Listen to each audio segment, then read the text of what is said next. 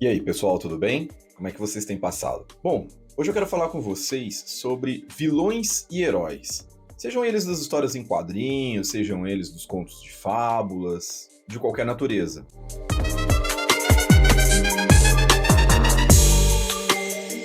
Antes de mais nada, eu preciso pedir para vocês para se inscrever no canal. Isso ajuda muito o engajamento, isso ajuda muito o YouTube a entregar os vídeos para todos os outros usuários da plataforma, aumenta o nosso crescimento e eu posso garantir para vocês que com o nosso crescimento eu vou trazer muita coisa bacana aqui, trazer alguns papos bem legais com algumas pessoas muito boas. Então, preciso da ajuda de vocês, tá? Não deixa de ativar o sininho, dar o seu like, porque tudo isso aí ajuda bastante a gente. Mas, sem mais delongas, vamos para o assunto de hoje. Temos na filosofia um cara muito bacana, que eu recomendo os livros dele para vocês, chamado Nietzsche. Nietzsche trata de forças, em uma determinada obra, chamadas forças ativas e forças reativas. Então, vamos falar sobre o que são as forças ativas. Para Nietzsche, existem dois tipos de pessoas. E falando das forças ativas, ou seja, predominantemente ativas, porque ninguém é ativo ou reativo 100% do tempo, essa pessoa age. Ela age pelo impulso de vida, pela elan vital, pela sua vontade, pela sua potência de vida. E essa atividade dela, então, é uma expressão única do seu ser, é uma expressão única da sua vontade. Então nós vemos várias pessoas ao longo da história que exerceram a sua força ativa, como compositores de música clássica, como atores, como heróis, como uma série de pessoas. Vamos então falar agora sobre forças reativas.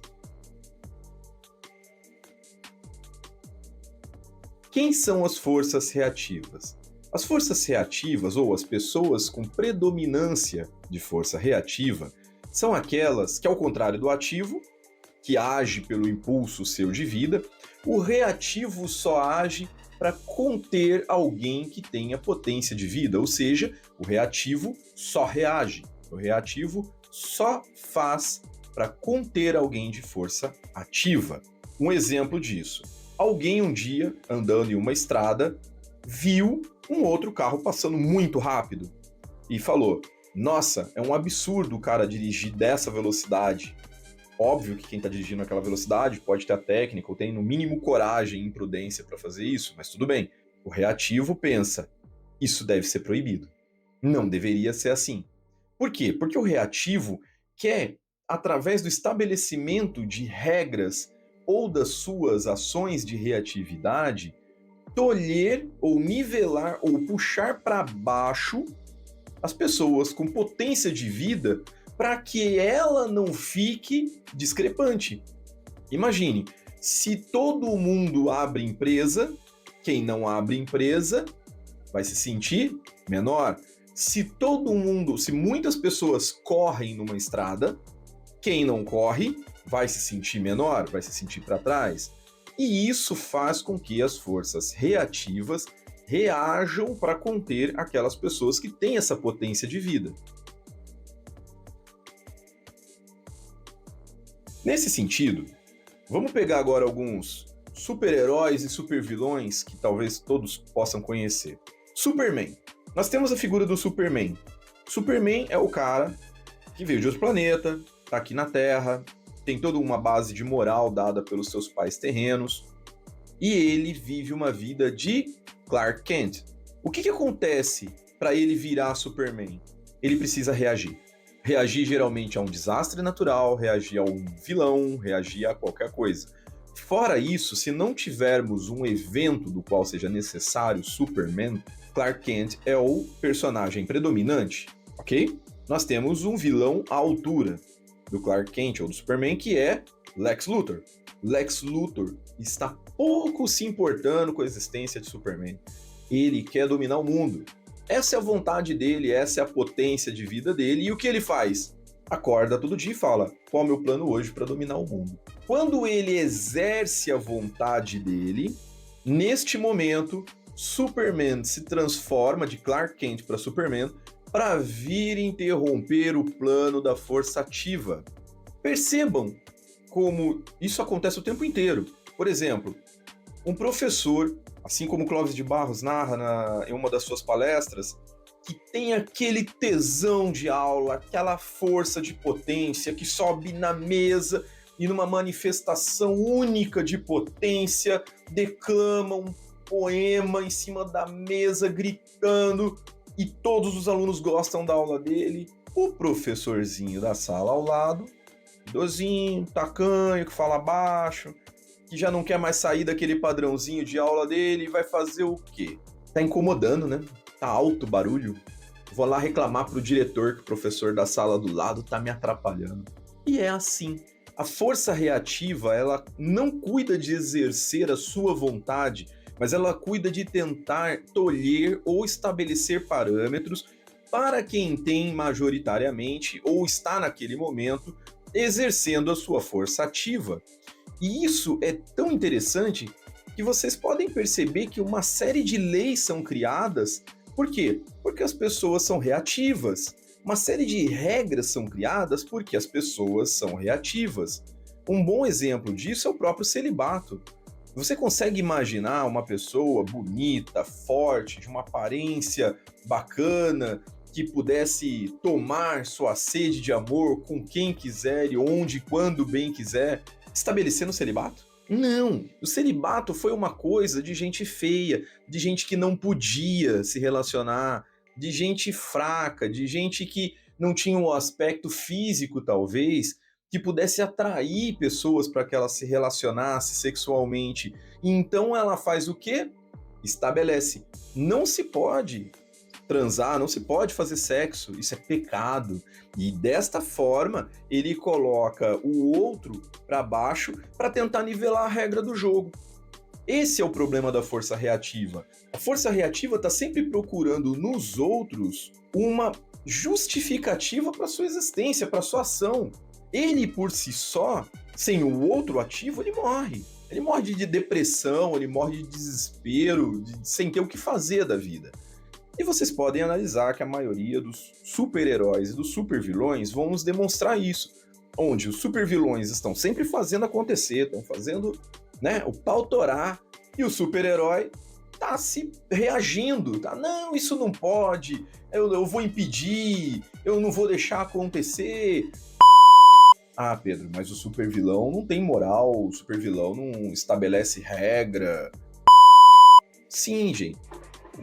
Uma força ativa vai dizer assim: ah, mas eu preciso subir o prédio mais alto do mundo e lá em cima eu quero sentir o vento no rosto. Ele não vai estabelecer uma regra para ele, mas eu só vou fazer isso se eu tiver um cinto de segurança. Ah, mas eu só vou fazer isso se eu tiver a condição climática perfeita. Ah, mas eu só vou fazer isso se eu tiver acompanhado de bombeiros. Não, ele não vai. A força ativa não estabelece regras para si. Ela fecha o foco dela naquilo que ela quer exercer e ela vai. Planeja, mas ela vai. Quem vai estabelecer regra, como dizem, né? Quem vai cagar a regra. Quem vai estabelecer a regra para aquele que exerce a força ativa é o reativo, na sua maioria das vezes. Mas é muito importante a gente voltar nessa questão das forças ativas e reativas e pensar o seguinte: mas Pedro, eu sou ativo ou eu sou reativo? Ninguém é 100% de um ou de outro o tempo inteiro. Por exemplo, um músico, ele é uma força ativa quando ele é um solista, quando ele está tocando no seu freestyle, ele exerce a sua potência, ele exerce a sua vontade, e se ele optar por tocar em uma orquestra, ele se coloca como reativo, ou seja, ele vai reagir aos comandos do maestro, ele vai reagir aos posicionamentos da orquestra, ele vai reagir àquilo que ele tem que reagir por opção própria. Então, isso não o torna majoritariamente reativo. Por quê? Porque ele está ali sob vontade. Então, ele está exercendo a vontade, a plenitude da sua potência dessa forma. O que não deve acontecer é que você fique uma pessoa que busca vilões, que busca algozes. Então é aquilo. eu não levanto da cama para fazer o que precisa durante a semana, não sei o quê, e alguém vem, bota dentro da sua cara e fala assim, mas você não pode ficar assim, porque você é um vagabundo, você é um sem vergonha, e você fala, agora eu vou levantar, eu vou mostrar para ele quem eu sou. Neste momento, nesse tipo de atitude, você está sendo reativo. Analise a sua vida nos contextos todos e perceba se você é o que fica esperando alguém te chamar para ação, se você fica esperando essa chamada, essa coisa mais incisiva de outra pessoa, ou se você é aquele que fala, não, hoje eu levantei predisposto a ir fazer o que deve ser feito. Isso é ação. Reação é aquele que fica esperando o outro chegar e falar, você não é de nada, você não consegue, algo nesse sentido, e aí sim ele levanta para fazer. Ah, Pedro, mas as forças elas se agrupam? Sim e não. Por que sim e não? Porque do lado das forças ativas, não existe grupo.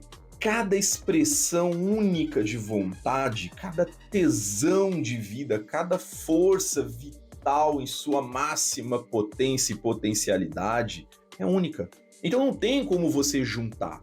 Você já viu, por exemplo, no caso dos super-heróis, que os grandes vilões, porque sim, temos vilões menores, temos vilões reativos que precisam se agrupar. Mas os vilões ativos, eles são solitários. Não existe uma liga da injustiça, né? Com os maiores vilões, porque é cada vontade, cada plano único e sem chance de acoplamento com o outro. Ele pode ter uma aliança, mas essas alianças geralmente são temporais. Então é muito difícil você ver composições espetaculares feitas em conjunto. Vai acontecer. É normal que aconteça, mas não é a regra do jogo para as forças ativas. Agora falando dos grupos de forças reativas, aí é o contrário. É raro uma força reativa, uma pessoa reativa andar sozinha. Ela precisa se agrupar, criar uma tribo, ela precisa se sindicalizar para que ela consiga ter força, porque sozinho ele não tem força. Percebe? Ele vai pra balada brigar, ele vai de turma, ele não consegue andar sozinho, ele não se garante sozinho, ele precisa de estar sempre cercado de asseclas, de alianças, de grupos. Por quê? Porque para ele reagir contra o forte, ele precisa unir forças, das quais ele sozinho não tem, geralmente. Então, este é o grande problema das forças reativas. E se você só encontra força para fazer as coisas que você precisa em grupo, perceba se não tem algo de errado aí. Porque a expressão do plano, a potência máxima de vida, geralmente ela não combina com outros. Perceba, é diferente você ter alianças, é diferente você ter parcerias, mas dependência de grupo geralmente indica a sua reatividade. Existe também uma guerra entre essas forças. De que forma? Como eu disse da lei, que alguém corre muito na estrada, ou seja, tem uma força ativa, automaticamente um reativo tem a ideia genial de proibir que esse cara corra, e aí ele simplesmente pensa em regras, pensa em leis, para conter a força ativa. Mas sozinho ele não vai conseguir. Então o que ele faz? Ele começa a buscar mais reativos que pensem como ele e vai se juntando um aglomerado, né? Vai coagulando essas forças, criando uma pelota, uma massa de gente, uma sindicalização em torno daquilo tudo, para que aí sim eles tenham força de bater no ativo até que eles consigam o que eles querem. Então existe uma certa injustiça, tá? Por quê? As forças ativas elas vão sempre agir, porém as reativas vão se agrupar para combater a ação de quem tem a força ativa. E é nesse sentido que a força ativa muitas das vezes perde. Por quê? Porque são muito mais forças unidas e um poder que vai se estabelecendo e vai se aumentando ao passar do agrupamento de cada vez mais e mais reativos que vão acabar silenciando ou destruindo essa força ativa. Isso acontece no meio acadêmico, isso acontece com os colegas de trabalho, isso acontece na vida civil, isso acontece em todos os lugares. Então perceba, ser ativo não é sinônimo de sucesso, muito pelo contrário. Se você não tiver muita inteligência, se você não tiver muita sabedoria de como agir, você vai incomodar os reativos e isso vai gerar para você um aglomerado de pessoas contrárias a você que podem ser mais fortes do que a sua própria vontade e em algum momento interromper você.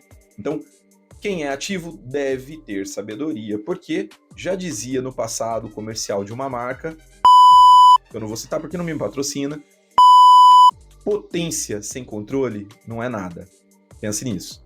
E, para concluirmos, então, a guerra que acontece entre as forças ativas e reativas acontece o tempo inteiro na nossa vida, ao nosso redor, em todos os momentos. O que é preciso, então? É preciso identificar em você se você está sendo ativo ou reativo. É preciso identificar se você está sendo ativo na sua vontade, nos seus projetos, ou se você está sendo reativo, sempre participando da vontade dos outros, sempre fazendo o projeto dos outros, sempre viabilizando o sonho alheio em detrimento às suas necessidades, em detrimento aos seus sonhos, em detrimento à sua vontade. E aí, a lei do novo Eon, a lei de Telemann, é desfaz o que tu queres. Não é reaja, não é pense, não é viaje, não é se agrupe contra os outros, faz o que tu queres. É a lei do forte e alegria do mundo. Por quê? Porque precisa ser forte no mundo reativo para que você exerça a sua máxima potência de vida, para que você exerça a sua verdadeira vontade. Mas o caminho da verdadeira vontade, o caminho da atividade, o caminho da ação, o caminho de exercer a sua órbita nessa vida é um caminho de plenitude, é um caminho de felicidade. Arete, como diziam os gregos. E mesmo que você sucumba, mesmo que você em algum momento falhe, mesmo que você não consiga cumpri-la até o fim da sua vida, vai ser uma vida que valeu a pena. Uma vida que não vale a pena é você viver anos e anos apenas sendo coadjuvante na peça dos outros, apenas participando do plano dos outros, apenas viabilizando o sonho dos outros e deixando tudo aquilo que você nasceu para fazer para trás. Galera, agradeço mais uma vez vocês estarem aqui comigo, espero que esse vídeo tenha de alguma forma te ajudado. Deixa aí nos comentários se você gostou, se você sugere algum tema, se você tem alguma percepção disso. Não se esquece de se inscrever, de ativar o sininho para receber o nosso conteúdo. Estamos com conteúdo às terças, às quintas, aos sábados e tudo isso é muito importante. Valeu, gente, até mais.